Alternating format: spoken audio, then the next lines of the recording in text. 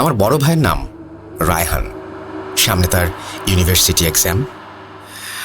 আমার আর আমার ভাইয়ের বয়সের পার্থক্য ছিল মাত্র 2 বছরের, তাই আমরা ভাই বোন কম আর বন্ধু বেশি ছিলাম। ওর পড়ার সময় আমি ওর রুমে যেতাম না, পড়ায় অসুবিধা হবে বলে। আমার আব্বু আম্মুর ইচ্ছা ছিল ছেলেকে ইঞ্জিনিয়ার বানাবেন। ভাইয়ার এসএসসি আর এইচএসসি রেজাল্ট ভালো থাকার ফলে তাকে ইঞ্জিনিয়ারিং পড়ার জন্য ইউনিভার্সিটির প্রিপারেশন নেওয়া শুরু করতে হয়। সালটা ছিল 2011। সেদিন আমার বড় ভাই রায়হান এশার নামাজ পড়ে বাসায় আসেন। একটু পরে তার বন্ধু আসিফ আমাদের বাসায় আসে রায়হানের সাথে গ্রুপ স্টাডি করবে বলে। আসিফ ছিল রায়হানের বেস্ট ফ্রেন্ড। আসিফ আর রায়হান তুলনামূলক সমান ক্যাটাগরির স্টুডেন্ট ছিল। আসিফের বাসাও ছিল আমাদের বাসা থেকে খুবই কাছে। প্রায় 1 ঘন্টা পড়াশোনা করে আসিফ রায়হানকে বিদায় দিয়ে নিজের বাসায় চলে যায়। এরপর রায়হান আবার নিজের মতো করে পড়তে চলে যায় তার রুমে। রায়হান সাধারণত পড়ার সময় দরজা বন্ধ করে পড়ে, কিন্তু দরজা লক করে না। সেদিন রায়হান বরাবরের মতো তার রুমে বসে পড়ছিল। প্রায় 1 ঘন্টার মাঝে রায়হানের রুমে চেয়ার পড়ে যাবার আওয়াজ পেয়ে আমরা তার রুমের দরজায় ধাক্কা দিয়ে খুলে ভেতরে গিয়ে দেখি রায়হান মেঝেতে পড়ে আছে আর ওর মুখ দিয়ে গ্যাজলা বের হচ্ছে। রায়হানের এই অবস্থা দেখে আমি আর আম্মু রায়হানকে উঠিয়ে বসানোর চেষ্টা করেও ব্যর্থ হই, কারণ রায়হানের শরীর তখন এতটাই শক্ত হয়ে গিয়েছিল যে ওর শরীরের কোনো অংশই মুভ করছিল না। আমরা এরপর ওর হাত পা মালিশ করতে থাকি আর 2-3 মিনিটের মাঝেই ওর মুখ দিয়ে ফেনা পড়া বন্ধ হয়ে যায় আর রায়হান একেবারে নিশ্চুপ হয়ে যায়। আমার আম্মু এরপর রায়হানকে ডাকতে থাকেন ওঠার জন্য। রায়হান, এই রায়হান, ওঠ, কি হয়েছে তোর? রায়হানের কোনো সাড়া না পেয়ে আমার আম্মু আমাকে বলেন যেন আব্বুকে ফোন করে বাসায় আসতে বলি। এরপর আমি উঠতে গেলে রায়হান তার 2 হাত দিয়ে আমার ও আম্মুর হাত চেপে ধরে চোখ খোলে। আমাদের দিকে তাকিয়ে সে উঠে বসে আর 2 জনের হাত ছেড়ে সে আমাদের চুল ধরে আমাদের কানের কাছে মুখ নিয়ে আসে এবং খুব বাজে আর কর্কশ গলায় ফিসফিস করে বলতে থাকে যে প্রতি 10 বছরে একবার উঠি, যার শরীরে উঠি তার পা থেকে মাথা পর্যন্ত খাই। এই কথা বলে রায়হান মেঝে থেকে উঠে বিছানায় গিয়ে চাদর দিয়ে শুয়ে পড়ে। এই ঘটনার আগা মাথা কিছুই বুঝতে না পেরে আমি আর আমার আম্মু রুম থেকে বের হয়ে যাই। কিছুক্ষণ পর রাতের খাবারের জন্য আম্মু আমাকে রায়হানকে ডাকতে লাগলেন। আমি খেতে চলে এলেও রায়হান তার রুম থেকে বের হয় না। আমি রায়হানের রুমে গিয়ে ওকে ডাকতে লাগলাম, আমার কথা যেন রায়হানের কানেই পৌঁছাচ্ছিল না। এরপর আমি রায়হানের পিঠে হাত দিয়ে ওকে ডাক দিতেই ও এক ঝটকায় আমার হাত ধরে ফেলে, আমাকে তার বিছানায় বসিয়ে ফেলে। এরপর সে আমার মাথার চুল ধরে আমার কান তার মুখের কাছে নিয়ে এসে ফিসফিস করে বলে, শোনো, এখানে বসবে না, আমি কিন্তু, বলে সে জীবন নেয়ার আরো অনেক কিছু কথা বলে। আমি ডায়লগগুলো পড়তে আমি খুবই আনকমফোর্টেবল, যার জন্য আমি ডায়লগ পড়তে চাই না আসলে। এরপর তিনি বলছেন যে আমি ভয়ে আমার হাত রায়হানের হাত থেকে ছাড়িয়ে দৌড়ে রায়হানের রুম থেকে বেরিয়ে এসে আম্মুকে সব বলি। আমার কথা শুনে আম্মু রাগ করে হাতে বিছানা ঝাড় দেওয়ার ঝাড়ু নিয়ে রায়হানের রুমে চলে যায়। আমিও আম্মুর পেছন পেছন রায়হানের রুমে চলে যাই। আম্মু যেই রায়হানকে কিছু বলতে যাবেন তখনই রায়হান আম্মুর চুল ধরে আম্মুর কানে কানে কি যেন বলছিল। কি বলছিল শুনতে যাব তখনই দেখলাম আম্মু অজ্ঞান হয়ে পড়ে গেলেন। আম্মু পড়ে গেলে রায়হান বাজেভাবে উচ্চ স্বরে হাহা করে হেসে উঠতে থাকে আর আমার দিকে তাকিয়ে আরও কিছু কথা বলে এবং সে তার দিকে ইশারায় ডাকে আমাকে। এরপর আমি রায়হানের সামনে গিয়ে ওর হাত ঝাঁকি দিয়ে ওকে বলি, কি হয়েছে তোর, এমন করছিস কেন? আম্মুকে কি বললি, কি হয়েছে আম্মুর? এই কথা শুনে রায়হান আমার হাত ছাড়িয়ে নিয়ে বিছানায় শুয়ে পড়ে আবার। এরপর আম্মুর মুখে পানি দেই আর অনেক কষ্টে আম্মুর জ্ঞান ফেরাই। আম্মুর জ্ঞান ফিরলে আমি আম্মুকে জিজ্ঞেস করি যে উনি কেন অজ্ঞান হয়ে গিয়েছিলেন, কিন্তু উত্তরে আম্মু আমাকে যা বললেন তার কোনো লজিক আমি খুঁজে পেলাম না। আম্মু বললেন যে ওনার কিছুই মনে নেই, শেষ ওনার যা মনে ছিল তা হচ্ছে রায়হানের রুমে যাওয়া। সেদিন রাতে আমরা আর খাওয়া দাওয়া করিনি, আব্বুর অপেক্ষায় বসেছিলাম। কিছুক্ষণ পর আব্বু কাজ শেষ করে বাসায় আসে। বলতে রাখা ভালো, আমার আব্বুর শহরে একটা মার্কেটে কাপড়ের দোকানের ব্যবসা করতেন, এই জন্য ওনার বাসায় আসতে প্রায় 11টা বেজে যেত, মাঝে মাঝে 12টা 1টাও বাজতো ওনার। সেদিন আব্বু বাসায় আসার পর আমিও আম্মু রায়হানের বিষয়টা বলি। আব্বু রেগে গিয়ে রায়হানকে মারবেন বলে ওর রুমে যেতে চাইলে আম্মু বলেন, থাক, বাদ দাও, আজ অনেক রাত হয়েছে, রায়হান ঘুমাচ্ছে, ঘুম থেকে উঠলে সব ঠিক হয়ে যাবে। আম্মুর কথা শুনে আব্বু সেদিন রাতে আর কিছু বলেন না রায়হানকে। সেদিনের মতো আমরা রাতের বেলা ঘুমিয়ে পড়ি। পরের দিন সকালবেলা ঘুম থেকে উঠে রায়হান স্বাভাবিকভাবেই ঘরে ঘোরাফেরা করতে থাকে। বিকেলবেলা আসিফ ভাইয়ের বাসায় গ্রুপ স্টাডি করতে যাবে বলে রায়হান বাসা থেকে বের হয়ে যায়। সন্ধ্যায় মাগরিবের পর রায়হান বাসায় ফিরে আসে। বাসায় ফিরে এসে সে নিজের রুমে চলে যায়। আম্মু রায়হানকে নাস্তা খেতে ডাকলে রায়হান রুম থেকে দৌড়ে এসে রান্নাঘরে চলে যায়, আর রান্নাঘরে রাখা তরকারি আর ভাত সে একাই খেয়ে ফেলে। এই দেখে আম্মু আর আমি খুব অবাক হয়ে যাই, আর রায়হানকে জিজ্ঞেস করি যে সে কেন এমন করছে গতকাল থেকে। উত্তরে রায়হান ভারী গলায় বলে যে তাকে কেন ডাকা হয়েছে, তার অনেক দিনের ক্ষুধা নাকি তার জমে আছে এবং সে সব কিছু নাকি লণ্ডভণ্ড করে দেবে। রায়হানের মুখে এই সমস্ত কথা শুনে ওর অঙ্গভঙ্গি দেখে আমি আর আম্মু অনেকটাই ভয় পেয়ে যাই। এরপর রায়হান তার নিজের রুমে চলে গেলে আম্মু বলেন, রেহানা একবার আসিফকে ডেকে নিয়ে আসো তো, ওর সাথে কথা বলি। এরপর আমি আসিফকে ডেকে নিয়ে আসি বাসায়। আম্মু আসিফকে জিজ্ঞেস করেন রায়হানের কোনো অস্বাভাবিক আচরণ তার চোখে পড়েছে কিনা। আসিফ একটু মুচকি হেসে বলে, কি বলছেন আন্টি, ও তো একেবারে নর্মাল, কি হয়েছে? আম্মু আসিফকে কিছু বলেন না। আসিফ এরপর নাস্তা করে বাসায় চলে যায়। সেদিনের পর থেকে রায়হান নামাজ পড়া ছেড়ে দেয়। এক ওয়াক্ত নামাজও তাকে দিয়ে পড়ানো যেত না। অনেক বলার পরেও সে নামাজ পড়তো না। আমিও আম্মু এই সব কিছুই আব্বুকে জানাইনি, যতক্ষণ না পর্যন্ত সমস্যাগুলো হাতের বাইরে চলে যায়। সেদিনের পর থেকে আমাদের পরিবারের জীবন কীভাবে যেন বদলে যায়। বলছি, সেদিনের পর থেকে রায়হানের সাথে কেউ কথা বলতে পারতো না। খাবার খাওয়ার সময় সে সবার জন্য রান্না করা খাবার একাই খেয়ে ফেলতো। দিনের বেলা ডাইনিং রুমে ফ্রিজে রাখা মাছ মাংসের পোটলা পড়ে থাকতে দেখা যেত, যার কারণ বা ওগুলো ওখানে কিভাবে এলো তার উত্তর কারো জানা ছিল না। এর মাঝে রায়হান কোচিং করতে বাইরে গেলে কোচিংয়ে সে কখনোই যেত না, যা আমরা জানতে পারি কোচিং থেকে আসা ফোনের মাধ্যমে। আমরা ভাবতে থাকি যে রায়হান যদি কোচিংয়ে না যায় তাহলে সে কোথায় যায়। আমি আর আম্মু ভাবি রায়হান হয়তোবা কোনো মেয়ের সাথে সম্পর্কে জড়িয়েছে, তাই সে কোচিং ফাঁকি দিচ্ছে। একদিন রায়হান কোচিং করতে বের হলে আমি আর আম্মু লুকিয়ে রায়হানের পিছু নেই, আর দেখি যে রায়হান কোচিং সেন্টারের কাছের মসজিদের সামনে গিয়ে দাঁড়িয়ে যায়। কিছুক্ষণ পর মসজিদ থেকে একজন হুজুর বেরিয়ে আসেন। হুজুরকে দেখে বয়স বেশি মনে হলো না। আমরা দেখলাম হুজুরের কাছ থেকে এক গ্লাস পানি নিয়ে রায়হান খেলো, আর একটা তাবিজ নিয়ে নিজের ব্যাগে সে ঢুকিয়ে রাখলো। এরপর সে আর হুজুর দুজন মিলে মসজিদের কোয়ার্টারের কাছে একটি বাসায় ঢুকে যায়। আমিও আম্মু চিন্তায় পড়ে যাই আর ভাবতে থাকি যে কেন রায়হান হুজুরের সাথে দেখা করছে আর কেনই বা এই বাসায় ঢুকে গেল। এরপর আমরাও সেই বাসায় গিয়ে দরজায় নক করি এবং হুজুর দরজা খুললেন, আমাদের সালাম দিলেন, বললেন আপনারা কেমন আছেন, রায়হানের জন্য এসেছেন, ও ভেতরে পড়ছে। ওনার মুখে এই কথা শুনে আমি ওনাকে জিজ্ঞেস করি, আপনি আমাদের কিভাবে চেনেন? উত্তরে তিনি হেসে বলেন, ভয় পাচ্ছেন? ভয়ের কারণ নেই আপা, রায়হান ভাই আমাকে আপনাদের সবার ছবি দেখিয়েছে, ও আসলে একটু সমস্যায় আছে বলল, তাই আমার কাছে এসেছে। এখানে শান্তিতে পড়াশোনা করে আর টুকটাক পানি পড়া নিয়ে যায়। হুজুরের কথা শেষ হলে আমিও আম্মু ভেতরে গিয়ে দেখি রায়হান আসলেই পড়াশোনা করছে। এরপর আমি আর আম্মু রায়হানকে কিছু না বলেই চলে আসি। সন্ধ্যার দিকে রায়হান বাসায় ফিরলে ওকে আমরা জিজ্ঞেস করি ও কেন হুজুরের কাছে গিয়ে পড়াশোনা করে। উত্তরে রায়হান আমাদের ওর সাথে যা যা হচ্ছে সবকিছু খুলে বলে, যা শুনে আমাদের বাকশক্তি লোপ পেয়ে যায়। প্রিয় লিসেনার্স, আপনাদের ঘটনার মাঝে থামানোর জন্য আমি সাবিত আন্তরিকভাবে দুঃখিত, কিন্তু মাঝপথে থামার কারণ হচ্ছে যে রেহানা আপু আমাকে রায়হান ভাইয়ের ঘটনাগুলো নিজের ভাষায় বলেছিলেন, যা বুঝতে আমার মোটামুটি ভালোই সমস্যা হবার ফলে আমি আপুর সাথে ডিসকাস করে রায়হান ভাইয়ের ঘটনাটি আপুর মাধ্যমে রায়হান ভাইয়ের ভাষায় আবার শুনতে চাইলে আপু আমাকে রায়হান ভাইয়ের ভাষায় রায়হান ভাইয়ের সাথে ঘটে যাওয়া ঘটনাগুলো বলেন। আমি রায়হান ভাইয়ের ভাষাতেই পরের ঘটনাগুলো আপনাদের সামনে উপস্থাপন করছি। বলছেন রায়হান ভাই, এইচএসসি রেজাল্টের পর থেকেই আমার সাথে কিছু আজব ঘটনা ঘটছে, যার ব্যাখ্যা আমার জানা নেই। তোমরা মাঝে মাঝে আমাকে জিজ্ঞেস করো যে আমি সেদিন কেন এমন করলাম, আজ কেন এমন করছি, সব খাবার কেন একা খাচ্ছি। কিন্তু বিশ্বাস করো আমি এসবের কিছুই জানি না, আমার কিছুই মনে থাকে না। মনে হয় যেন আমার জীবন থেকে সেই সময়গুলো হারিয়ে গেছে। পড়ায় একদম মন দিতে পারছিলাম না আমি, না কোচিংয়ে গিয়ে ভালো করতে পারছিলাম, না বাসায় পড়তে পারছিলাম। এদিকে সামনে পরীক্ষা, আসিফের সাথে পড়তে গেলেও পড়া হয় না। আসিফ আমাকে তার সাথে পড়তে বারণ করে দিয়েছিল। এই যে এত কিছু আমার সাথে হচ্ছে সেগুলো শুরু কবে থেকে জানো? আমি বলছি শোনো, ডেট আর বার আমার মনে নেই। সেদিন কোচিং থেকে ফেরার পথে রাস্তায় এক ভিক্ষুকের সাথে আমার দেখা হয়। সে আমার কাছে ভিক্ষা চাইতেই আমি তাকে 5 টাকার একটি পয়সা দিলে সে বলে, বাবারে টাকা লাগবে না, তুই আমাকে একটা মুরগি আর কিছু চাল কিনে দে। আমার বাসায় আমার ছেলে মেয়ে মাংস খেতে চেয়েছে, ওরা অনেক দিন মাংস খায় না, তুই কিনে দিলে বউ ছেলে মেয়ে নিয়ে একটু মাংস খেতাম। চিন্তা করিস না বাবা, দিবি যত তার থেকে বেশি আল্লাহ ফেরত দেবে, দিবি।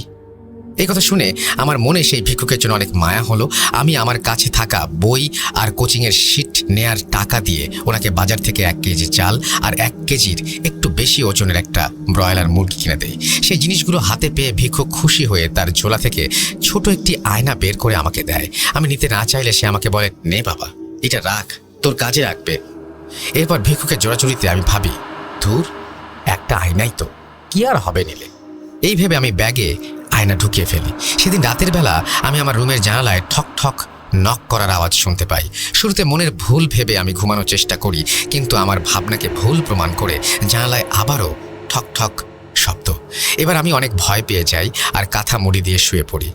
আম্মু, মনে করো এখন অনেক রাত, তুমি একা রুমে আছো। এই রাতের বেলা এখন তোমার রুমের জানালায় ঠক ঠক করে নক করার আওয়াজ পাচ্ছ, কি করবে তুমি? ভয় পাবে জানি। রেহানা, তুই বল, ভয় পাবি না? আমিও তেমনি ভয় পেয়েছিলাম, কিন্তু আস্তে আস্তে নক করার আওয়াজটা বাড়তে লাগলো আর এবার প্রতিটা জানালায় একই সাথে নক হতে লাগলো। আমি এবার ভয়ে তোমাদের ডাকবো বলে বিছানা থেকে উঠে যাই, আর তখনই টেবিল থেকে কিছু একটা পড়ে ভেঙে যাবার শব্দে আমার বুক কেঁপে ওঠে। আমি রুমের লাইট জ্বালিয়ে দেখি ভিক্ষুকের দেয়া সেই আয়নাটা মেঝেতে পড়ে ভেঙে গেছে। আমি আয়নাটা তুলতে গেলে আমার হাতে কাচের টুকরো লেগে যায় আর আমার হাত কেটে যায়। এরপর আমার রুমের দরজার বাইরে আম্মু তুমি চলে এসে আমাকে ডাক দিলে। আমি দরজা খুলে কাউকে দেখতে পাই না। আমি উন্মাদের মতো হয়ে যাচ্ছিলাম বলে মনে হতে লাগলো আমার।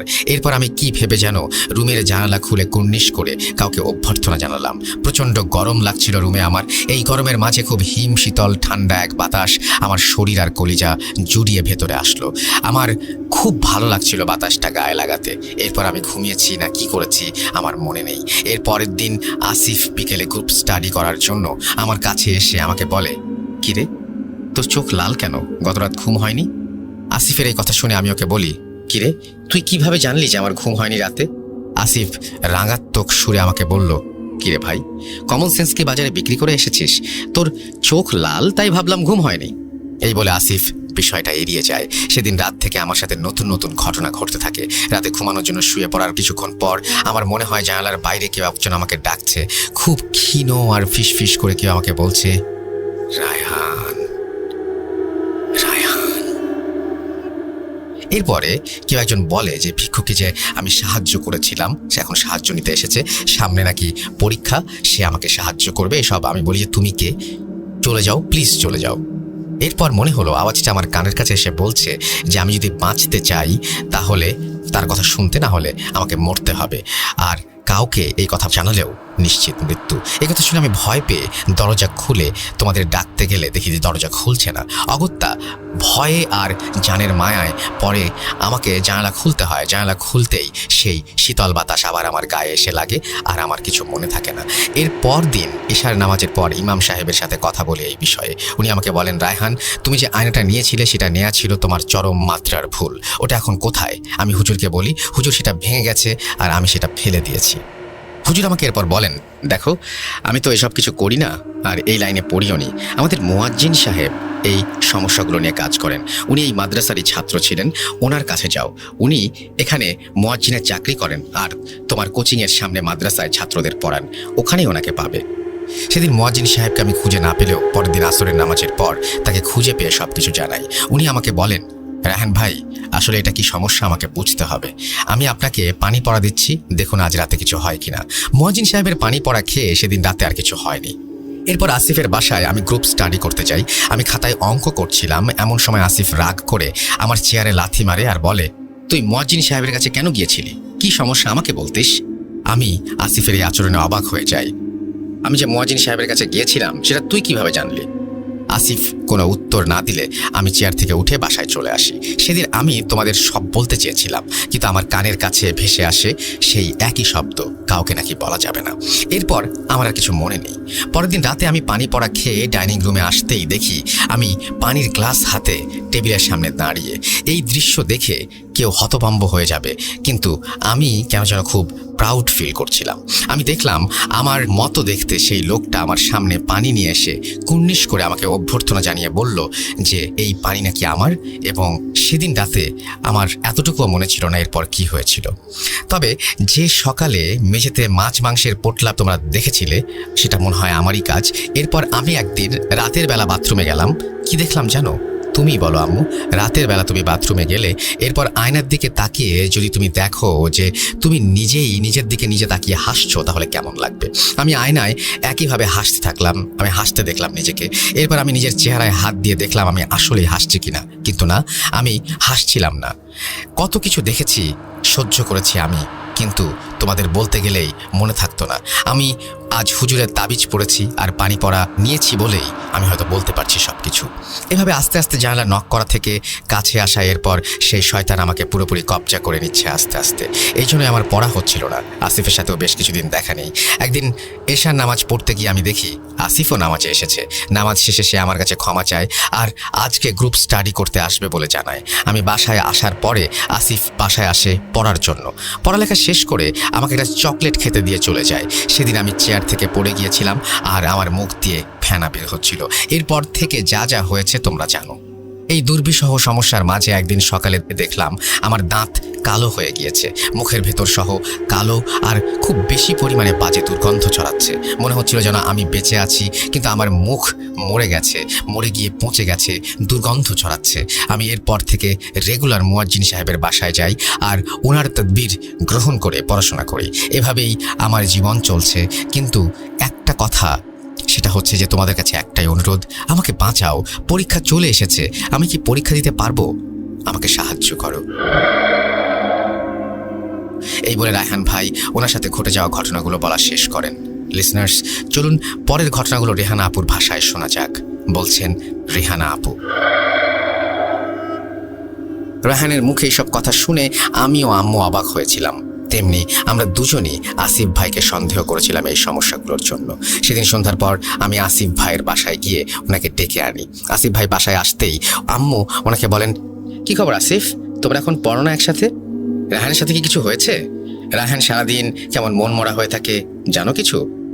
আম্মুর কথা শুনে আসিফ মুচকি হেসে বলে, না তো আন্টি, কিছু হয়নি, পরীক্ষা চলে এসেছে তাই একাই পড়ি বাসায় এখন। কোথায়, চলুন তো আন্টি ওর রুমে গিয়ে দেখি। এরপর আমি আর আম্মু আর আসিফ তিনজন মিলে রায়হানের রুমে আসি। আমরা রায়হানের রুমে ঢুকতেই রায়হান লাফ দিয়ে বিছানা থেকে উঠে পড়ে আর আসিফের সামনে মাথা ঝুঁকিয়ে কুর্নিশ করে তাকে অভ্যর্থনা জানায়। এই দৃশ্য দেখে আমি আর আম্মু রীতিমতো অবাক হয়ে যাই আর রায়হানের বলা একটা কথার সাথে মিলানোর চেষ্টা করি। রায়হান বলেছিল সে একদিন পানি পড়া খেতে উঠে নিজের মতো কাউকে দেখতে পেয়েছিল এবং যে তাকে কুর্নিশ করে আর পানি খেতে বলে এবং তাকে মালিক বলে সম্বোধন করে। আমাদের সন্দেহ যেন কংক্রিটের মতো শক্তিশালী হয়ে গিয়েছিল তখন। এরপর আমরা আসিফ ভাইকে বাসায় চলে যেতে বলি আর পরের দিন সকালে রায়হান ঘুম থেকে উঠলে আমরাও ওর মুখ থেকে বাজে গন্ধ পাই প্রচুর পরিমাণে। ওর মুখের ভেতরে আসলেই কালো হয়ে গিয়েছিল। সেদিন সকালে আম্মু আব্বু সব কিছু জানালে আব্বু প্রচণ্ড রেগে যান আর বলেন, এই শয়তানকে নিয়ে কোথায় যাই, দেখো গিয়ে পড়া পারে না, তাই পরীক্ষার আগে নাটক করছে, কম তো যন্ত্রণা দিল না। রাত দিন পরিশ্রম করে আমি খেটে মরি আর আমার নবাব সাহেব নাটক করেন। ওকে বলে দিও যে ঢাকা ইউনিভার্সিটিতে চান্স না পেলে যেন বাসায় মুখ না দেখায়, আমার বাসা যেন ছেড়ে দেয়। এসব বলে আব্বু বাজারে চলে যান। আব্বু কিছুতেই যেন বিলিভ করছিলেন না। আব্বু দোকানে চলে গেলে রায়হান বলে, আমরা মুয়াজ্জিন সাহেবকে ডেকে পাঠাই। মুয়াজ্জিন সাহেব বাসায় এসে রায়হানের রুমে গিয়ে কিছুক্ষণ বসেন। এরপর উনি রুম থেকে বের হয়ে এসে আমাদের যা বলেছিলেন তা কিছুটা এইরকম। রায়হান ভাইয়ের ওপর কালো জাদু করা হয়েছে, কিভাবে করা হয়েছে জানি না, না জানলে সমস্যার সমাধান করা কঠিন। তবে যতটুকু আমি জেনেছি সেটা হচ্ছে সেদিন যেই ভিক্ষুক রায়হান ভাইকে আয়না দিয়েছিল সেটা আসলে কালো জাদু করা আয়না ছিল। আয়নার ভেতর একটা জিন বন্দি ছিল যাকে তার মালিক 10 বছর পর পর একবার করে কাজে লাগায়। সে এটা কেন করে আমি জানি না, কিন্তু সেই আয়না ভেঙে যাবার পর জিনটা মুক্ত হয়ে যায় আর আয়নার কাঁচে লেগে রায়হানের হাত কেটে যায়, রক্ত বের হয়ে যায় এবং যার মাধ্যমে এই জিনটি রায়হানের শরীরের সাথে মিলে যায়। এই কাজ করা কঠিন। তবে আপনারা কি জানেন কালো জাদুটা কে করেছে? আমরা মুয়াজ্জিন সাহেবকে জিজ্ঞেস করি কে করেছে। উনি বললেন রায়হান ভাইয়ের বন্ধু আসিফ। মুয়াজ্জিন সাহেবের কথা শুনে 2 4 মিলে গেল। আমরা আগেই আসিফ ভাইকে সন্দেহ করেছিলাম আর মুয়াজ্জিন সাহেব সেটা নিশ্চিত করলেন। সবকিছু জেনেও আসিফ ভাইয়ের বিরুদ্ধে কাউকে কিছু বলতে বা কিছু করতে পারছিলাম না। আমরা এই সমস্যাগুলোর কোনো প্রমাণ হয় না সেই কারণেই। তবুও আমরা আসিফ ভাইয়ের বাসায় যাব এবং জানাবো বলে ঠিক করি আর মুয়াজ্জিন সাহেবকে বলি এই সমস্যার সমাধান করতে। উনি আমাদের বলেন উনি আগামী শুক্রবার রাতের বেলা আসবেন এই সমস্যার সমাধান করতে। এই বলে পানি পড়া আর তেল পড়া দিয়ে উনি চলে যান। পানি পড়া রাত 12টার পর খাওয়া আর তেল পড়া গায়ে লাগানোর নিয়ম বলা আমাদের হয়েছিল। সেদিন মুয়াজ্জিন সাহেব চলে গেলে আমি আর আম্মু মিলে আসিফ ভাইদের বাসায় সবকিছু জানালে আসিফ ভাইয়ের বাবা ওনাকে বেধড়ক মারধর করেন আর জিজ্ঞেস করেন এসব কেন করেছে আর কিভাবে করেছে। উত্তরে আসিফ ভাই নীরব থাকলে আসিফ ভাইয়ের আম্মু আমাদের বলেন, আপনারা এই কথা কাউকে বলবেন না দয়া করে, সমাজে আমার বাঁচা মুশকিল হয়ে যাবে, আমরা এই সমস্যার সমাধান করে দেব, আপনারা আজ আসুন, আমরা দেখছি, আমরা আপনাদের জানাবো। আন্টির কথা শুনে আমিও আম্মু সেদিনের মতো বাসায় চলে আসি। এদিকে পরের শুক্রবার রাতের বেলা মুয়াজ্জিন সাহেব বাসায় এসে আসন করা সহ অন্যান্য সব কাজ করেন। এরপর উনি বলেন জাদুর প্রভাব কমে গেছে, আসিফ মনে হয় জাদু তুলে নিয়েছে, এখন আর সমস্যা হবে না, আমি নতুন পানি পড়া দিয়ে যাচ্ছি আর তাবিজ দিচ্ছি, এখানে এগুলো ব্যবহার করবেন। ওনার কথা শেষ হতেই কলিং বেল বেজে ওঠে আর দরজা খুলে আমি দেখি আব্বু এসেছেন। শুক্রবার হবার ফলে উনি একটু জলদিই ফিরে এসেছিলেন। মুয়াজ্জিন সাহেবকে দেখে উনি জিজ্ঞেস করেন, আপনি? এরপর আব্বু কিছু বলার আগেই আম্মু আর মুয়াজ্জিন সাহেব আব্বুকে সবকিছু খুলে বলেন। এবার আব্বু রাগারাগি না করে সব মেনে নেন। আব্বু ভেবেছিলেন যাই হোক, ছেলে অভিনয় যদি করেও থাকে তাও মনের শান্তির জন্য আম্মু আর আমি হুজুর দেখিয়েছি। এখন রায়হানের সামনে তাহলে অভিনয় করার রাস্তাও আর নেই। মনে মনে আব্বু সব বিলিভ করেননি যে এটা আমরা পরে জেনেছিলাম। কিন্তু হুজুর সেদিন যাবার আগে এমন একটা কথা বলেন যা শুনে আমাদের আশার স্বপ্নের ওপর কালো মেঘের ছায়া ঘনিয়ে এসেছিল। হুজুর বলেছিলেন যে আগামী 41 দিন বাসা থেকে বের হতে পারবে না, বাইরের কেউ তার সাথে দেখাও করতে পারবে না। কিন্তু রায়হানের ঢাকা ইউনিভার্সিটির এক্সাম ছিল 1 মাস পরে। এই কথাটা আমি ও আম্মু আব্বুকে তৎক্ষণাৎ জানাই। ভেবেছিলাম আস্তে ধীরে বলবো, কিন্তু আমাদের স্বপ্ন ভাঙলেও রায়হানের সমস্যাগুলোর সমাধান হয়ে গিয়েছিল এরপর। এই বলে রেহানা আপু দীর্ঘশ্বাস ত্যাগ করেন। কি লিসেনার্স, কি ভাবছেন ঘটনা শেষ? না, এখনই কোথাও যাবেন না, ঘটনার মেইন টুইস্ট এখানেই। শুনুন রেহানা আপুর ভাষায়। মুয়াজ্জিন সাহেবের করা চিকিৎসার 3 দিন পর আম্মু আব্বুকে জানান যে রায়হান পরীক্ষা দিতে পারবে না। এই কথা শুনে আব্বু রেগে গিয়ে আম্মুকে বলেন, কে এই হুজুর, ওর কথায় কেন রায়হান পরীক্ষা দিতে পারবে না? আম্মু বলেন, তুমি আমাদের মুয়াজ্জিন সাহেবকে চিনো না? কে এই হুজুর বললা যে? আম্মুর এই কথা শুনে আব্বু বলেন, কি বলছো? ওনাকে আমি সেদিনই প্রথম দেখেছি, উনি তো আমাদের মসজিদের মুয়াজ্জিন নন। এই কথা শুনে আমি আর আম্মু অবাক হয়ে যাই আর ভাবতে থাকি তাহলে এই লোক কে? রায়হান তাহলে সব কি বলল? এরপর আব্বু আমাদের এলাকার মসজিদে গিয়ে ইমাম সাহেবকে সব খুলে বললে উনি বলেন, না না না না, রায়হান কখনোই আমাদের কাছে এসে ওর সমস্যার কথা বলেনি, ও তো কয়েক মাস হলো নামাজ পড়তে মসজিদেই আসে না, আর আমি নিজেই তো এগুলোর কাজ টুকটাক করে থাকি।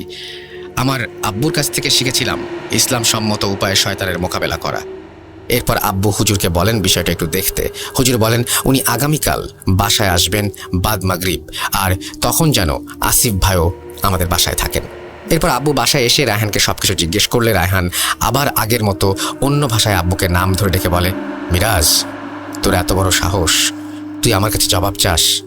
একথা শুনে আব্বু ভেবেছিলেন বোধহয় আবার নাটক করছে। এইভাবে আব্বু রায়হানকে মারার জন্য হাত থেকে স্যান্ডেল তুলে নিতেই রায়হানের চেহারা বদলে যায় আর ওর শরীরে খিঁচুনি উঠে যায় আর মুখ দিয়ে আবারও ফেনা বের হতে থাকে। রায়হানের খিঁচুনি চলাকালীন অবস্থাতেই সে বলেছিল সবাই নাকি মারা যাবে। এই কথা যখন রায়হান বলছিল তখন ওর মুখের ভেতরটা ছিল কালো আর দুর্গন্ধযুক্ত সব ফেনা বের হচ্ছিল মুখ দিয়ে। রায়হানের চোখের সাদা অংশটাও কালো কালো হয়ে যাচ্ছিল দেখে মনে হলো আমাদের। এরপর আব্বু বুঝতে পারলেন যে রায়হান আসলে অভিনয় করছে না। সেদিন রাত যেন আমাদের জীবনের সব থেকে বড় রাত ছিল। সারা রাত বাসার বাইরে সাপের মতো হিস হিস আওয়াজ আর দরজার জানালায় ঠক ঠক আওয়াজ বেজেই চলছিল ভোর পর্যন্ত। ভোরের পরে ফজরের নামাজ পড়তে আব্বু মসজিদে যান এবং সেখানে আসিফ ভাইয়ের আব্বুকে পেয়ে যান এবং সবকিছু খুলে বলেন, আর আসিফ ভাইকে বাদ মাগরিব আমাদের বাসায় আসতে বলেন। সত্যি বলতে আসিফ ভাইও যেন কেমন হয়ে গিয়েছিল। উনি নাকি পড়তেন না, খেতেন না, সারাদিন ঘুমাতেন আর রাতে ভয়ে চিৎকার করে উঠতেন। যাই হোক, সেদিন সন্ধ্যার পর ইমাম সাহেব হুজুর আমাদের বাসায় আসেন। আসিফ ভাইকে নিয়ে ওনার আম্মু সেদিন আমাদের বাসায় এসেছিলেন। আমরা শুরুতে গতকাল রায়হানের খিঁচুনি ওঠা, মুখ দিয়ে গ্যাজলা বের হওয়া সবকিছু জানাই। সব শুনে হুজুর ওনাকে রায়হানের রুমে নিয়ে যেতে বলেন। রুমে গিয়ে হুজুর বিছানায় বসেন আর পাশে আসিফকে বসিয়ে রায়হানকে বসান। উনি আসিফ ভাইয়ের মাথায় হাত বুলিয়ে বলেন, বাবারে, তুমি পরিস্থিতির শিকার, তোমার কোনো দোষ নেই, কিন্তু তোমার ওপরও কালো ছায়াটা এসেছে। তোমারটা আমি দেখব, কিন্তু আগে আসল সমস্যাটা দেখি। হুজুরের মুখে এই কথা শুনে আমি, আম্মু, আব্বু সবাই অবাক হয়ে যাই। এই ভেবে যে এতদিন আমরা জানতাম সবকিছুর মূলে আসিফ ভাই, কিন্তু হুজুর বলছেন আসিফ ভাই পরিস্থিতির শিকার, উনি নির্দোষ। তাহলে আসল ঘটনাটা কি? আমরা হুজুরকে আসল ঘটনা কি জিজ্ঞেস করতেই উনি মুচকে হেসে বলেন, সবুর করুন একটু, এই বলে উনি রায়হানের হাতে কনিষ্ঠ আঙুল চেপে ধরেন। রায়হান, তুমি এই কাজ কেন করলা? রায়হান কিছুক্ষণ জবাই করা মুরগির মতো কাঁপতে থাকে আর হঠাৎ থেমে ভারী আওয়াজে বলতে লাগলো, আমি রায়হান না, কিন্তু রায়হান কেন এসব করছে আমি জানি। আমি বলবো, কিন্তু আমি ওকে নিয়েও যাব। এই কথা শুনে হুজুর রায়হানকে ওনার ব্যাগ থেকে একটা বাঁশের বেত বের করে পাড়ি দিলেন। এরপর রায়হানের ভেতর থাকা জিন যা বলেছিল তা কিছুটা এমন। রায়হান নিজের ওপর নিজেই কালো জাদু করেছে, কারণ পড়াশোনা আজ অব্দি যত রেজাল্ট ও বাসায় দেখিয়েছে সব ভুয়া। এসএসসি এইচএসসির মার্কশিট নাকি সে দোকান থেকে বানিয়ে এনে আমাদের দেখিয়েছিল। সে পড়াশোনা করতে চাইতো না। এদিকে আব্বু ইচ্ছা ছিল ওকে ইউনিভার্সিটিতে ভর্তি করবে, কিন্তু ঢাকা ইউনিভার্সিটিতে এক্সাম দেওয়ার জন্য যে ন্যূনতম রেজাল্ট প্রয়োজন সেটা নাকি ওর ছিল না। এদিকে পরীক্ষা দিতে গেলে আব্বু ওকে সাথে নিয়ে যাবে, তাই যদি সবাই জেনে যায় রায়হান মিথ্যা বলে আসছে কয়েক বছর ধরে, ও কি করবে এই ভেবে কালো জাদুর আশ্রয় নেয় যেন পরীক্ষা দিতে না হয় আর পড়তে না হয়। আব্বুর পড়াশোনা চাপিয়ে দেওয়ার ফলে নাকি সে আজ এই অবস্থায় এসেছে, এতটা নিচে নেমেছে। সে ওই ভিক্ষুককে আসলেই বাজার করে দিয়েছিল, কিন্তু সেই ভিক্ষুক তাকে কোনো আয়নায় নাকি দেয় নাই। আর যেই হুজুর মুয়াজ্জিন বলে আছে উনি নাকি আসলে সেই কালো জাদু করেছিলেন, সেই আয়নাটা নাকি উনিই রায়হানকে দিয়েছিলেন। রায়হান আর হুজুর মিলে খুব সুন্দর একটা নাটক সাজিয়েছিল আসিফকে দিয়ে। তারা আসিফের ওপর কালো জাদু যেন আসিফ এলেই রায়হানের সমস্যা হয়, আসিফকে দিয়ে অস্বাভাবিক কথাবার্তা বলাতো তারা, এবং কালো জাদুর মাধ্যমে যেন সবটাই আসিফের দোষ বলে মনে হয়। প্রকৃত অর্থে আসিফ নির্দোষ।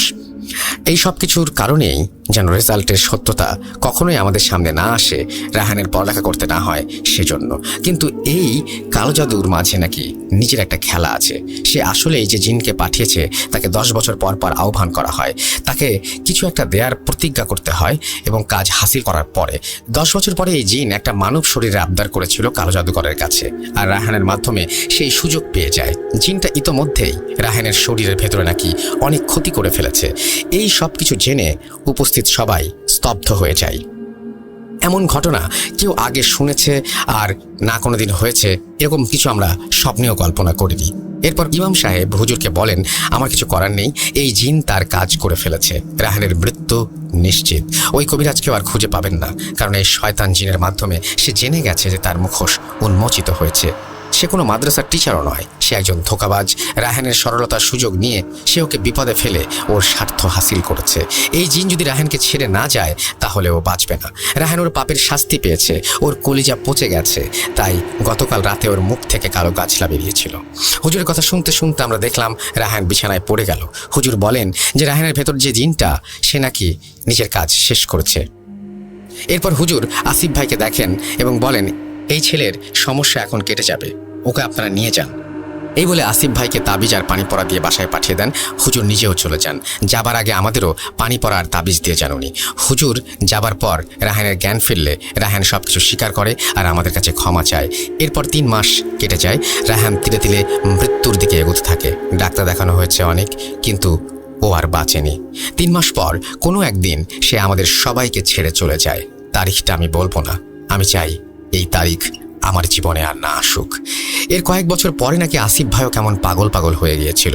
ক্ষুধা লাগলে খেত না, খাবার চাইতো না, বাজার বা দোকানে গেলে ফ্যাল ফ্যাল করে তাকিয়ে থাকতো দোকানদারের দিকে, কিন্তু কিছু চাইতো না।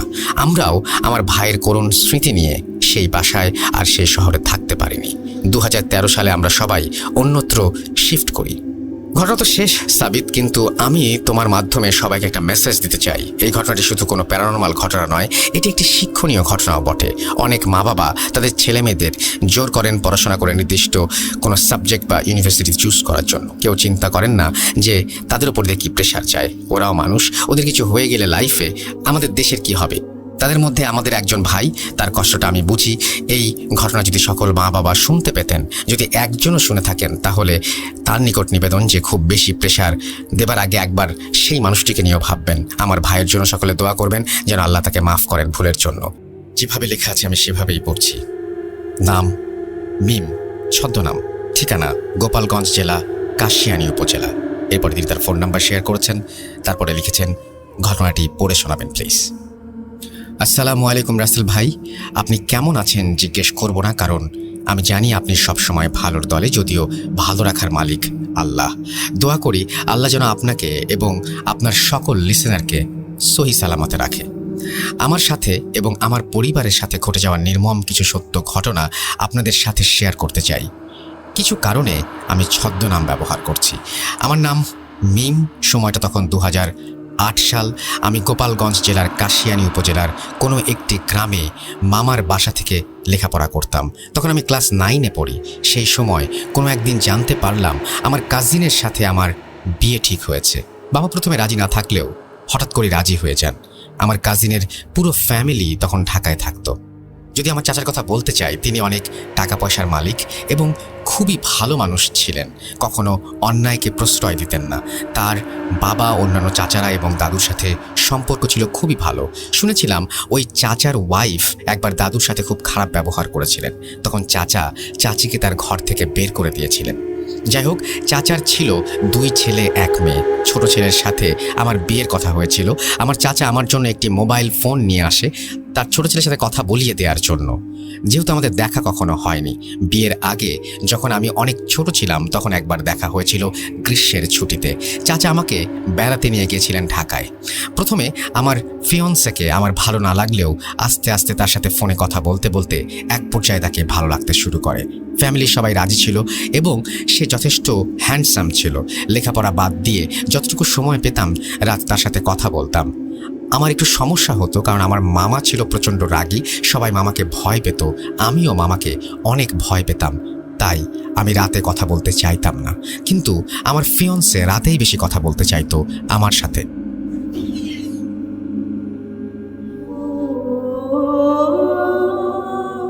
একদিন যদিও ফোন অলওয়েজ সাইলেন্ট মোডে থাকতো, হঠাৎ করে রাত 1টার সময় আমার ঘুম ভেঙে যায় এবং আমি দেখি আমার ফিয়ন্সে আমাকে কল দিচ্ছে। আমি ফোনটা রিসিভ করার জন্য বাইরে যাওয়ার চিন্তা করি। যেহেতু ঘরটি ছিল টিনের ঘর, এক পাশে কথা বললে অন্য পাশে কেউ শুনতে পারতো, তাই মামার ভয়, ভাবলাম উঠোনে যেয়ে কিছুক্ষণ কথা বলে আসি। মামার বাড়িটা ছিল এমন, বাথরুমে যাওয়ার জন্য বাইরে যেতে হতো। মামার বাড়ির পাশে ছিল বিরাট এক জঙ্গল। অনেক মানুষ গলায় দড়ি দিয়ে মারা গেছে ওই জঙ্গলে। জঙ্গল এত অন্ধকার থাকতো যে মানুষ দিনে যেতেই ভয় পেত। জঙ্গলের পরেই ডোবা টাইপের একটা পুকুর, বাঁশঝাড়, আর বাঁশঝাড়ের পরেই ছিল আমার মামার বাড়ি লাগোয়া পুকুরের পাড়ে ছিল একটা তুলো গাছ। গ্রামের ভাষায় আমাদেরকে মান্দার গাছ বলি। এই গাছটি পুকুর পাড়ের জঙ্গলের কাছাকাছি অবস্থিত। যাই হোক, আমি আমার ফিয়ন্সের ফোন পেয়ে আস্তে আস্তে দরজা খুললাম যাতে মামার টের না পায়। তারপরে উঠোনে যেয়ে তাকে ফোন ব্যাক করলাম। এক রিংয়েই ফোন ধরল সে। কথা বলতে বলতে এক পর্যায়ে আমার মনে হলো যে আমার মামা আমার কথা শুনে ফেলবে আর আমার একটু দূরে যাওয়া উচিত। এই চিন্তা করতে করতে আর কথা বলতে বলতে বাড়ির সীমানায়, অর্থাৎ শেষ সীমানায় যেয়ে দাঁড়ালাম। তারপর শান্তি পাচ্ছিলাম না, মনে ভয় লাগছিল এই বুঝি মামা শুনে ফেলবে। এই ভেবে হাঁটা শুরু করলাম এবং যে একটা বাঁশের সাথে হেলান দিয়ে কথা বলতে শুরু করলাম। কিন্তু একটু পর মনে হলো পুকুর পাড়টা সবচেয়ে নিরিবিলি, ওইখান থেকে কথা বললে কেউ শুনতে পাবে না। সেই জন্য আমি পুকুর পাড়ে মান্দার গাছটার দিকে হাঁটা শুরু করলাম। এভাবে মান্দার গাছের নিচে দাঁড়িয়ে 20 মিনিটের মতো কথা বললাম। হঠাৎ করে দেখলাম প্রচণ্ড ঝড় উঠেছে, বাঁশের আগাগুলো বাতাসে ভেঙে যাচ্ছে। কিন্তু আমি খেয়াল করলাম ঝড় বাতাস শুধু বাঁশ গাছের আগায় হচ্ছে, বাঁশের গোড়া বা আমার গায়ে কোনো বাতাস লাগছে না। আমি ভাবলাম অনেক গাছপালা, এই জন্য নিচে বাতাস আসতে পারছে না। কোনো কিছু পাত্তা না দিয়ে কথা বলছি, এমন সময় হঠাৎ করে লাইনটা ড্রপ করে গেল। আমি চারপাশে তাকিয়ে চিন্তা করলাম, এটা আমি কোথায় আছি? প্রচণ্ড অন্ধকার, ঝড় বাতাস চারিদিকে হচ্ছে, সব কিছু যেন ভেঙে পড়বে। আমার মনের মধ্যে অনেক ভয় কাজ করছিল আর আমি চোখ বন্ধ করে এক দৌড় দিয়ে বাড়ির উদ্দেশ্যে চলে গেলাম। 20 থেকে 30 সেকেন্ড সময় লাগলো বাড়ির সীমানায় প্রবেশ করতে। বাড়ির সীমানায় প্রবেশ করে একবার পেছনে ফিরে তাকালাম, দেখলাম কোনো ঝড় না, কোনো বাতাস না, কোনো কিছু না, স্বাভাবিক, যেন এখানে ঝড় কখনো আসেইনি। যাই হোক, আমি ভাবলাম ঝড় হয়তো এসে হঠাৎ করেই থেমে গেছে। কোনো চিন্তা না করে আস্তে আস্তে রুমে প্রবেশ করলাম। ঘড়ি দেখলাম 2:01 দেখাচ্ছে। বিছানায় যে আমি আমার ফিয়ন্সকে একটা টেক্সট করলাম, যেহেতু কথা শেষ হয়েছিল না। টেক্সটে বললাম যে অনেক রাত হয়েছে, আমি আজকে আর কথা বলতে পারবো না, সকালে কথা হবে, টেক্সট ব্যাক করো। এভাবে অনেকক্ষণ কথা হওয়ার পর কোনো টেক্সট না পেয়ে আমার মধ্যে অস্থিরতা কাজ করতে লাগলো। চিন্তা করলাম ওয়াশরুমে গেলেও তো এতক্ষণ লাগার কথা না, সে কি তার ফোন দেখেইনি? তাকে অনেকবার কল দিলাম, কল রিসিভ করলো না। লাস্ট কল দিয়ে ঘুমিয়ে যাবার চিন্তা করে আবার আস্তে আস্তে গেট খুলে টয়লেটের উদ্দেশ্যে গেলাম। লাস্ট কল যখন রিসিভ করলো তখন তারও বড় বোন অর্থাৎ আপু আমাকে যেটা জানালো সেটা শোনার জন্য আমি মোটেও প্রস্তুত ছিলাম না। আপু বলল তার ভাই 10টার সময় বাসায় এসেছে, 11টার মধ্যে খাওয়া দাওয়া করে ঘুমিয়ে গেছে। সে এতই টায়ার্ড ছিল যে রুমে যেয়ে ঘুমানোর টাইম পায়নি। আপুর সাথে কথা বলতে বলতে ড্রয়িং রুমে ঘুমিয়ে গেছে এবং আপু তার প্রেজেন্টেশনের কাজ ড্রয়িং রুমে বসে বসে করছে 3-4 ঘন্টা। আমি ফোন রেখে মোবাইলে টাইম দেখলাম 3টা বাজে। আমি মনে মনে ভাবলাম কে ছিল তাহলে আমাকে ফোন দিল 1টার দিকে, আর কার সাথে কথা বললাম জঙ্গলে যে। প্রচণ্ড ভয় পেলাম কিন্তু কাউকে কিছু বলতে পারলাম না। আমি লুকিয়ে লুকিয়ে কথা বলতে গিয়েছিলাম। এসব চিন্তা করতে করতে ঘরে এসে এক পর্যায়ে ঘুমিয়ে গেলাম। যখন ঘুম ভাঙলো সেটা পরের দিন সন্ধ্যা 6টা। আমার আশেপাশে দেখে অনেক আত্মীয় স্বজন এবং আমার আব্বু আম্মুর একজন মামা ছিলেন যিনি ছিলেন মওলানা। আমার মুখের উপরে ঝুঁকেছিলেন তিনি, কি বিড়বিড় করে পড়ছিলেন আর ফোঁ দিচ্ছিলেন। পরে জানলাম দুপুর গড়িয়ে সন্ধ্যা, আমাকে অনেকবার ডাকাডাকি করা হয়েছে, আমি উঠি নাই।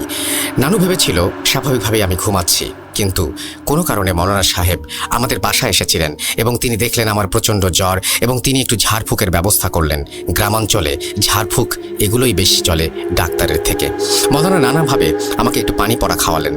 সবাই চলে গেলে উনি আমাকে বললেন, রাতে বাইরে একা একা কোথাও যেও না, তুমি যেখানে কল্যাণ ভাবছো সেখানেই হয়তো তোমার অকল্যাণ নিহিত। আমি কিছুই বুঝলাম না, শুধু তার যাওয়ার দিকে চেয়ে রইলাম। পরে শুনেছিলাম ওই রাতটি ছিল হাজরা ফাটার রাত, গ্রামাঞ্চলের ভাষায় যেটা অমাবস্যার থেকেও ভয়ঙ্কর, ঘুটঘুটে অন্ধকার। পারতপক্ষে এই রাতে সন্ধ্যার পরে কেউ বাইরে বের হয় না। এরপর থেকে আমার আর কোনো সমস্যা হয়নি, সব ঠিকঠাক চলছিল। কি ভেবেছেন এখানেই ঘটনা শেষ? এটা তো সমস্যার শুরু মাত্র। 1 মাস পরে আমার চাচা চাচি পুরো ফ্যামিলি সহ গ্রামে বেড়াতে আসে এবং সব চাচারা ফ্যামিলি সহ গেট টুগেদার করার জন্য চলে আসে। আমিও বাড়িতে যাই কিছুদিন থাকার জন্য। হঠাৎ করে আমি তার ফ্যামিলিতে একটু পরিবর্তন লক্ষ্য করলাম। যেমন চাচা আর আগের মতো অন্য চাচাদের সহ্য করতে পারছে না, দাদুর সাথে খারাপ ব্যবহার করছে। এরই সাথে অন্য একটি জিনিস লক্ষ্য করলাম, আমার ফিয়ন্সের বোন অর্থাৎ ওই চাচার একমাত্র মেয়ের সাথে কিছু আজগুবি ঘটনা ঘটছে। একদিন সে অন্যান্য কিছু কাজিনদের সাথে কথা বলছিল, একটি রুমে ঢুকেছিল এবং যখন বের হয়েছিল রুম থেকে দেখলাম তার গায়ের জামায় অনেক ছেঁড়া ছেঁড়া, কেউ অ্যাসিড দিয়ে পুড়িয়ে দিলে যেমন জামা ছিঁড়ে ছিঁড়ে যায়, পুড়ে পুড়ে যায় সেরকম, এবং ছেঁড়াগুলোর চারিদিকে হলুদ দাগ হয়ে আছে। সে নিজেও জানে না তার জামার এই অবস্থা। একজন দেখলো এমন কেন জামাটা, অথচ ওই মুহূর্তে আমি ওই রুমের সামনেই বসেছিলাম। আমি দেখেছিলাম জামাটি ঠিকই ছিল ঢোকার সময়। এরপর ওই আপুর আম্মা আমার চাচি আসলো এবং তিনি বলল, এটা ধরার দরকার নেই, রেখে দে, এটা পলিথিনের ব্যাগে রেখে দে, এটাকে নিয়ে দেখবো কেন এমন হলো। আমি কিছুই বুঝলাম না উনি কাকে দেখাবার কথা বলল, কিন্তু আমি আপুর এই অবস্থা দেখে খুবই দুঃখ পেয়েছিলাম এবং আমার ফিয়ন্সের বড় বোন ছিলেন তিনি। এরকম আরও অনেক ঘটনা ঘটেছিল সেদিন, যেগুলো আমি নিজের চোখে দেখেছিলাম। যাই হোক, বেসিক্যালি সবাই এসেছিল দাদুর অসুস্থতার কারণে, কিন্তু ওই চাচার আচার আচরণে দাদু আরও বেশি অসুস্থ হয়ে পড়েন এবং এক পর্যায়ে দাদু মারা যান। এরপর আমার বড় চাচা এবং অন্যান্য চাচাদের প্রেশার দিতে থাকে জমিজমাগুলো ওনাদের কাছে বিক্রি করে দেবার জন্য। কিন্তু আমার বাবাকে বলে, মেয়েকে আমার ছেলের সাথে বিয়ে দিয়ে দিব, এগুলো এমনি লিখে দে, এগুলো তোর সব মেয়েরই থাকবে। তার কথা শুনে আমার বাবা খুব অবাক হন। এই ভাই ছিল সবচেয়ে উদার মনের ফ্যামিলির মধ্যে। আমার বাবা রাজি হয়নি, কারণ আমার একটি ছোট ভাই ছিল এবং তিনি বলেছিলেন আমার মেয়ের কিছু দরকার হলে আমার কাছ থেকে নেবে, তার তো অংশ আছে এখানে। এটা শোনার পর থেকে চাচা চাচি আমাদের বিয়ের ব্যাপারটা আর মানতে পারছিলেন না। অনেক ঝামেলার এক পর্যায়ে আমাদের বিয়েটা ভেঙে যায়। এভাবে চলতে চলতে এক পর্যায়ে আমার উপর অত্যাচারের মাত্রা বেড়ে গেল। চাচার কথা ছিল তিনি বড় ছেলে, তাই হিসাব অনুযায়ী অন্য কেউ জন্ম না নিলে সব সম্পত্তি তারই পাওয়ার কথা। সে গ্রামের কিছু গুন্ডা লোকদের নিয়ে আমাদের কিছু জায়গা দখল করলো এবং আমাদের জায়গায় বিল্ডিং বানাতে গেল। তখন বাবা আইনের আশ্রয় নেওয়ার কথা ভাবে। ঠিক তখনই বাবা ব্রেন স্ট্রোক করে বসলো। 1 সপ্তাহ বাবা সার্ভাইভ করেছিল, তারপর বাবা মারা যান। মারা যাওয়ার ঠিক 1 সপ্তাহ পরে আমাদের ঘরের সামনে পুকুর পাড়ের 2টি জলজ্যান্ত তাল গাছও মারা যায়, যেটা আমার আম্মু লক্ষ্য করেছিল। আমার আম্মু খুবই পরহেজগার ছিলেন, একজন মহিলা যিনি 5 ওয়াক্ত নামাজ পড়তেন, সন্ধ্যায় কোরআন শরীফ পড়তেন, বিভিন্ন মহিলাদের মাহফিলে যেতেন এবং অনেক আমল করতেন। একদিন আম্মু আমাকে বড় হুজুরের বউয়ের কাছে নিয়ে গেলেন। তিনি তার হাজবেন্ডের সাথে কথা বলবে বলে একদিন পরে আসতে বললেন। পরের দিন গেলাম। যাওয়ার পর মুষলধারে বৃষ্টি শুরু হলো। বড় হুজুর পর্দার আড়াল থেকে কথা বলতে শুরু করলেন আমাদের সাথে। বড় হুজুর আম্মুকে বললেন, এই মেয়ের তো এখানে বহু বছর আগে থেকে কালো জাদু করা হয়েছে এবং আমাদের বাড়িতে 2টি গাছ মরে গেছে, গাছ 2টি কেটে তার গোড়ায় যা পাবো সব বিসমিল্লাহ বলে পুড়িয়ে ফেলতে হবে এবং 2টা তাবিজ তার কাছ থেকে এনে আমরা সেই অনুযায়ী বাড়িতে যাবার জন্য প্রস্তুতি নিলাম। কিন্তু বৃষ্টি তখনও থামে নাই। আমাদের বাড়িটা ছিল অনেক দূরে, তাই আমরা বৃষ্টিতে ভিজেই বাড়িতে যাওয়ার কথা চিন্তা করলাম। কিন্তু হুজুর আমাদের থামিয়ে দিয়ে তার বউকে কিছু একটা আমাদের ওপর ছিটিয়ে দিতে বললেন। তিনি বললেন, যাই হোক না কেন কোনো ভয় পেও না, আর কাউকে কিছু বলো না। আমরা বাসা থেকে বের হয়ে রওনা দিলাম। এমনই আশ্চর্য হয়েছিলাম, সেদিন বাসায় আসার আগ পর্যন্ত আমাদের গায়ে এক ফোঁটা বৃষ্টির পানিও পড়ে নাই, কিন্তু আমাদের আশেপাশে তুফান হয়ে যাচ্ছিল। পরদিন গাছ কাটা হলো। একটি গাছের নিচ থেকে পাওয়া গেল ছোট মাটির হাড়ির মধ্যে বিভৎস চেহারার একটি ব্লার টাইপের ছবি এবং শুকনো রক্তের ছাগলের মাথার সাথে লাগানো একটি তাবিজ, এবং অন্যটির নিচে পাওয়া গেল একটা নখ, একটা ছোট চুল, একটা তাবিজ আর আব্বুর কাপড়ের কিছু অংশ যেটা অর্ধেক পোড়ানো হয়েছিল। হুজুরের কথা মতো সব কাজ শেষ করে পরের দিন তাবিজ হুজুরের কাছে নিয়ে গেলাম। হুজুর আমাদেরকে বলল, আমাকে জোড়া কবরের মাঝখানে তাবিজ করা হয়েছে এবং আমার উপরে 7 জন জিন চালনা করা হয়েছে। হুজুর বলেছিল সবাইকে সারাতে পারলেও রাধ নামের একটি জিনকে আমার থেকে কিছুতেই আলাদা করতে পারেননি। হুজুর বলেছিলেন একবার নদী পার হলে ব্ল্যাক ম্যাজিকের আসর কমে যায়। যেহেতু লেখাপড়ার জন্য আমার ঢাকায় আসতে হতো, সেজন্য আমাকে পদ্মা পার হতে হতো প্রায়। তাই ঢাকা থেকে গোপালগঞ্জ আর গোপালগঞ্জ থেকে ঢাকায় আসলে আমি মিষ্টি খাওয়া দেখতাম স্বপ্নে প্রায়। ঢাকার এক হুজুর তো বারবার তাবিজ কাটতে কাটতে আমার ওপরেই বিরক্ত হয়ে যায়। হুজুর আমাকে বলেছিল আমার বড় চাচি কখনো আমাকে কিছু দিলে আমি যেন না খাই এবং তার সাথে আমাদের কোনো ব্যাপার শেয়ার না করতে। আমাদের পুরো ফ্যামিলি এবং চাচার সাথে অনেক খারাপ কিছু করেছে সে। চাচি ছিলেন একজন বিহারি, আর এই কারণে আমার চাচারা তাকে পছন্দ করতো না। জানি না চাচা কেন তাকে বিয়ে করেছিল। আজ আমার 29 বছর বয়স, আজও আমার বিয়ে হয় নাই। সব ঠিক থাকলে লাস্টে বিয়েটা আর হয় না। শুনেছি আমার ওই চাচার মেয়ের 2টা কিডনি নষ্ট হয়ে গেছে। আমার ফিয়ন্সের 4-5 বার বিয়ে হয়ে গেছে, আর তাদের বড় ছেলে এবং ছেলের বউয়ের সাথে এমন কিছু করার সময় ধরা খেয়েছিল চাচি। তারা এখন আর মায়ের হাতে কিছু খায় না, ইভেন মায়ের চেহারা পর্যন্ত দেখে না, পাশাপাশি অন্য ফ্ল্যাটে থেকেও। এত কিছুর পরও আমার কিছু প্রবলেম এখনও রয়ে গেছে। এখনও উল্টাপাল্টা স্বপ্ন দেখি, যেটাতে আয়াতুল কুরসি পড়তে ভুলে যাই। এখনও আমার সামনে আমার কোনো কাছের মানুষের সাকসেস আমার কানে একবার আসলেই ওইটা নষ্ট হয়ে যায়, ইত্যাদি নানা কিছু। আমি জানি না মানুষ এগুলো করে কি মজা পায়। নিজেদের জেদ আর হিংসার কারণে এরকম সংসার ছিন্ন ভিন্ন হয়ে যায়। আল্লাহর কাছে দোয়া করি আল্লাহ যেন তাদের হেদায়েত করেন। এটাই ছিল আমার ঘটনা রাসেল ভাই। ভালো লাগলে প্রিয় মানুষগুলোকে পড়ে শোনাবেন, যেন সবাই সতর্ক থাকে, সতর্ক হতে পারে। আসসালামু আলাইকুম, ভালো থাকবেন। ঘটনার শুরু কোথায় তা আমি আজও জানি না, তবে যেখান থেকে আমি জানি সেটা জানাচ্ছি। ঘটনাটি আমার এবং আমার নানুর পরিবারের সাথে ঘটা। আমার জন্ম 1999 সালে। বড় আপু এবং আম্মুর কাছে শোনা যে আমি ছোটবেলায় একা একাই খেলা করতাম, আর এভাবে খেলতাম যেন আমার সাথে একজন খেলছে। যখন একটু বড় হয়ে বোঝা শিখি, তখন আম্মুর কাছে আম্মুর দাদার ব্যাপারে কিছু শুনি। ঘটনা 1। আম্মুর দাদা অনেক পরহেজগার মানুষ ছিলেন এবং তার সাথে নাকি জিন ছিল, কিন্তু সেগুলো সে পালতো না, কিন্তু তার সাথে থাকতো। নানির কাছে শুনেছিলাম এগুলো নাকি তার বংশগতভাবে পাওয়া। তাদের বংশের মধ্যে যে কেউ 1জন বা 2জনের সাথে ওই জিনের বংশের কেউ না কেউ থাকবে এবং তাদের সাহায্য করবে, কিন্তু তারা জিনের ওপর কোনো হুকুম চালাতে পারবে না। জিন তাদের ইচ্ছে মতো কাজ করবে। এবং আম্মুর দাদা মারা যাওয়ার পর জিনটি হয়তো আমার নানির সাথে চলে এসেছিল, কিন্তু নানি তখনও এগুলো জানতো না। এবং একটু বলে রাখি যে এই জিনগুলো ছিল অত্যন্ত শক্তিশালী। জিন সাথে থাকায় নানি মাঝে মাঝে কিছু প্রবলেম ফেস করতো, যেমন ঘরে টুকটাক আওয়াজ, ঘরের আবহাওয়া ঠান্ডা থাকা ইত্যাদি, যার কারণে সে ভয় পায় এবং তার এক কাজিনের সাথে এক কবিরাজের কাছে যায়। কবিরাজ জিনটি দেখে লোভ লাগে এবং সে বিভিন্ন কায়দায় জিনটিকে তার কাছে বন্দী করে এবং এটাকে দিয়ে বিভিন্ন কাজ করায় এবং অত্যাচার করায়। কিছুদিন পর নানি একটা স্বপ্ন দেখে যে কেউ একজন তাকে বলছে যে সে তো তার কোনো ক্ষতি করেনি, উপকারের জন্যই সে এসেছিল, কিন্তু সে কেন, অর্থাৎ আমার নানি কেন তার এত বড় ক্ষতি করলো, এবং এই জন্য আমার নানিকে শাস্তি পেতে হবে। আমার পূর্বপুরুষের দোয়া ওভাবেই থাকবে, কিন্তু এই প্রজন্ম এবং তার পরবর্তী প্রজন্মের সংসারে কখনো কোনো উন্নতি হবে না এবং আমরা নাকি একদম ফকির হয়ে যাব। এবং সে জানালো যে আমাদের এরকম অনিষ্ট হবে। ঠিক যেই কথা সেই কাজ। নানার অঢেল জমিজমা থাকা সত্ত্বেও আমাদের সংসারের অবনতি হতে থাকে। কিছুদিন পর নানার ক্যান্সার ধরা পড়ে এবং সমস্ত জমিজমা বিক্রি করেও চিকিৎসা করে তাকে বাঁচানো যায়নি। যেদিন সর্বশেষ ফসলি জমি বিক্রি করা হয় নানার ওষুধের জন্য, তার কয়েকদিন পরেই আমার নানা মারা যায়। একে একে নানি তার সব মেয়ে বিয়ে দেন এবং সর্বশেষ এই পরিবারটি ঋণের চাপে পড়ে যায়, যা এখনও কাটিয়ে উঠতে পারেনি। আমার মামাদের সবাইকে দেখেছি, প্রত্যেকেই ট্যালেন্টেড, কিন্তু তারা আজ পর্যন্ত কোনো উন্নতি করতে পারেনি। ঘটনা 2।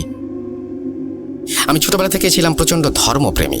আমার ছোট মামা একজন হুজুর, সে মাঝে মাঝে বলতো আমার ভাগ্নির মধ্যে যে নূর আমি দেখেছি তা খুব কম মানুষের মধ্যে থাকে। আমি কোনো বিপদ হবার আগেই তা কেমন যেন বুঝে ফেলতে পারি। স্বপ্ন দেখতাম, নয়তো বুকের মধ্যে আঁতকে উঠতো। এভাবেই চলছিল দিন। আমি কোরআন পড়া শিখি। আমার সাথে যারা পড়তো তাদের সবার চেয়ে দ্রুত, আর আমার আরবিতে সূরা লেখা দেখে অনেকেই অবাক হয়ে যেত। আমার বাড়িতে কিছু ঝামেলা হওয়ায় পড়ালেখা করতে আমাকে পাঠানো হয় রাজশাহীতে।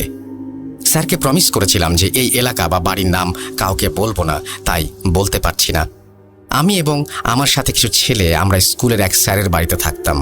আমি তখন ক্লাস 6-এ পড়ি। স্যারের বাড়ি 2 তলা এবং অনেক বড়। আমি বেশিরভাগ সময় ছাদে থাকতেই পছন্দ করতাম, কারণ ছাদ থেকে পদ্মা নদী একদম সুন্দর দেখা যেত।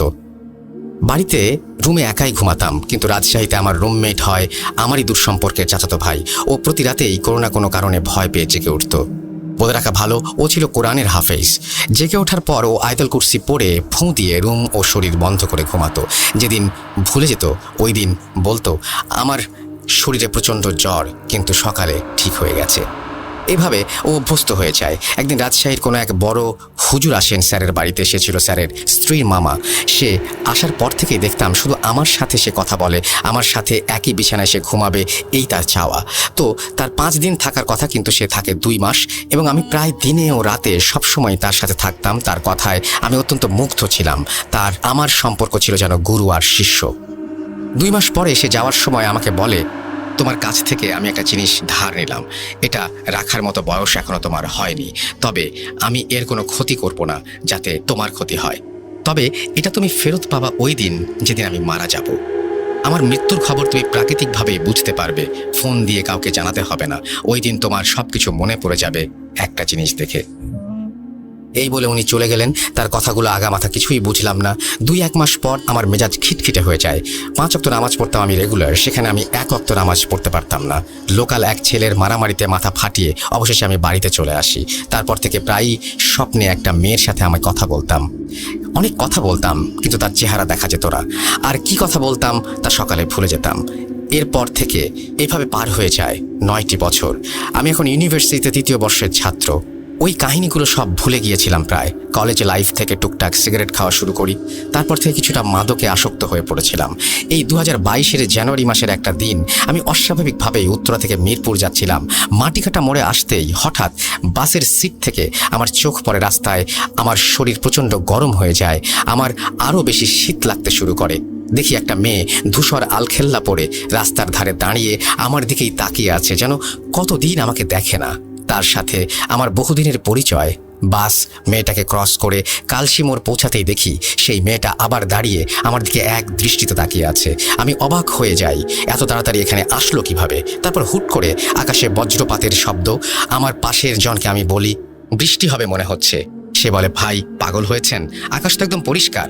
আমি আবার জানালা দিয়ে তাকিয়ে দেখি আকাশ পরিষ্কার। আমি খুব অবাক হই। বাসায় গিয়ে সব ফিল করতে থাকি যেন আমার দিকে তাকিয়ে আছে সবকিছু।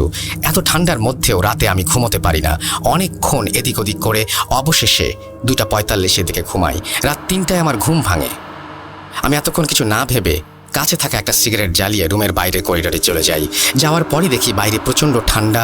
আমি যেখানে খালি গায়ে ঘুমিয়েছিলাম সেখানে এখন বাইরে দাঁড়িয়ে থাকা কঠিন হয়ে যাচ্ছে। সিগারেট শেষ হতে হাত মুখ ধুয়ে আবার ঘুমিয়ে যাই। আধা ঘুম আমার শরীর। হঠাৎ শরীরে একটা অদ্ভুত অনুভূতি সৃষ্টি হয়। আমি ফিল করি আমার দিকে কেউ অপলক দৃষ্টিতে তাকিয়ে আছে। চোখ খুলতেই দেখি একটা কালো ধোয়ার কুণ্ডলি পাকানো একটি কুকুর বসা, যার চোখ দুটি লাল এবং আমার দিকেই তাকিয়ে আছে। আমি সচরাচর এসব জিনিসে ভয় পাই না, কারণ ছোট থেকে এগুলো দেখে অভ্যস্ত। তবুও কেন জানি না তখন ভয় লাগতে শুরু করে। ওই লাল চোখ দুটো দেখে আমি উঠতে গিয়ে দেখি আমি আর নড়তে পারছি না। বুঝলাম বোবায় ধরেছে। শুনেছি এইসব জিনিস দেখে ভয় পেলে নাকি এরা আরও ভয় দেখায়। তাই আমি মুখ দিয়ে যতটুকু আওয়াজ করা যায় করেছি। হঠাৎ একটা শীতল হাত আমার শরীরে কেউ রাখে। সাথে সাথে আমার শরীর ছেড়ে দেয়। আমি লাফ দিয়ে উঠে বসি। দেখি কুকুরটা এখনো আছে এবং রাগী চোখে দাঁত বের করে এখনই লাফ দেবে আমার পরে। এইরকম একটা অবস্থা। আমি ভয়ে পেছনে ঘুরে একজনকে জড়িয়ে ধরি। চোখ আমার বন্ধ। হঠাৎ আজানের শব্দ কানে আসে। আমি চোখ খুলে তাকিয়ে দেখি আমি যাকে জড়িয়ে ধরেছিলাম সেখানে কেউ ছিল না। আর কুকুরটা দেখে ভয় পাচ্ছিলাম। আস্তে আস্তে আমার রুমের দেয়ালের সাথে সেই কুকুরটা মিশে গেল। তখন আমার মনে হলো আমি তো রুমে একাই, তাহলে গায়ে হাত রাখলো কে? আর ভয়ে আমি জড়িয়েই ধরলাম বা কাকে। আমি সকালে আম্মুকে সব জানাই, সাথে সাথে আমার রাজশাহীর সব ঘটনা মনে পড়ে যায়। তাহলে কি হুজুর মারা গিয়েছেন? ওখানকার কারো সাথে যোগাযোগ না থাকায় আমি এখনও জানি না রাসেল ভাই। আম্মু বলল যে সে বড় হুজুর ফোন দিচ্ছে। আমি মানা করলাম, বললাম যে মা নানুর সাথে যা হয়েছিল তা আমার সাথে হোক, আমি তা চাই না। রাসেল ভাই, আমি ছোট্ট একটা জব করতাম, এই ফেব্রুয়ারিতে আমার প্রমোশন হয়ে যায়। আলহামদুলিল্লাহ, আমিও আস্তে আস্তে পরিবর্তিত হতে শুরু করেছি। সকল মাদকদ্রব্য ত্যাগ করি আমি নিজে থেকে। এখন টুকটাক সিগারেট খাওয়া হয়, এছাড়াও ছেড়ে দেব, এটা শুধু সময়ের ব্যাপার। আমার মনে হচ্ছে আমি যেন আসল আমিকে ফিরে পেয়েছি। এতদিন অন্য কেউ ছিলাম। নামাজটা আবার রেগুলার করার চেষ্টা চলছে। এখন আমার মনের এমন পরিবর্তন দেখে সবাই অবাক। আর বেশি বড় করব না, আমার জন্য দোয়া করবেন, আর ঘটনাটি ভালো লাগলে পড়ে শোনাবেন। ভূত.com আমার অনেক প্রিয় একটি প্রোগ্রাম। আমি যেখানেই যাই ঘটনা কালেক্ট করি ইচ্ছে করেই। আমিও একদিন আফরান ভাইয়ের মতো স্টোরি নিয়ে আসবো। ভূত.com-এর জন্য রইল অনেক অনেক শুভকামনা। গুছিয়ে লিখতে পারিনি বলে ভুল হলে ক্ষমা করবেন। নাম পরিচয় গোপন রাখলাম, এতে আমার পরিবারের ওপর সমস্যা হতে পারে। খোদা হাফেজ।